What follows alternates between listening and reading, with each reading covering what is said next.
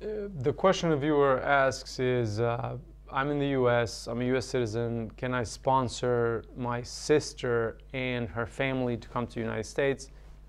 And the answer is yes, you can sponsor and you have that ability.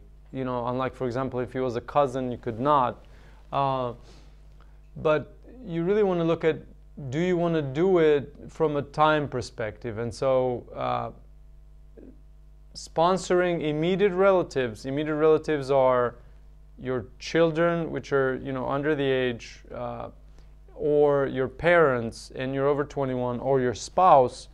There's a visa readily available. There's an immediate visa available for them if you are a US citizen.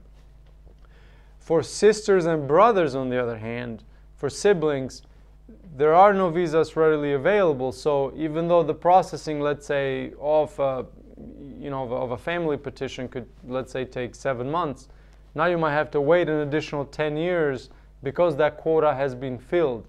Because this is a type of application and visa that has a quota. So every year, you know, there's a certain number of people that they say yes to, and then the rest of the people kind of are backlogged into the next year, right? So if you want a better idea on this, just Google visa bulletin, let's say, you know, August or whatever month it is.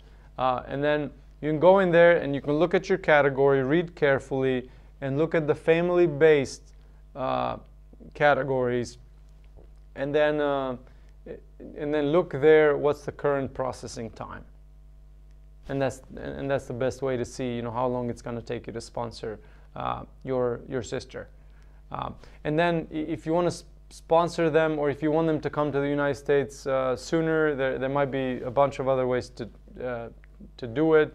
It's a little more restricted for, you know, sisters and brothers and what have you, but there might be other ways to get them in the country depending on your particular situation and set of facts. Thank you for watching.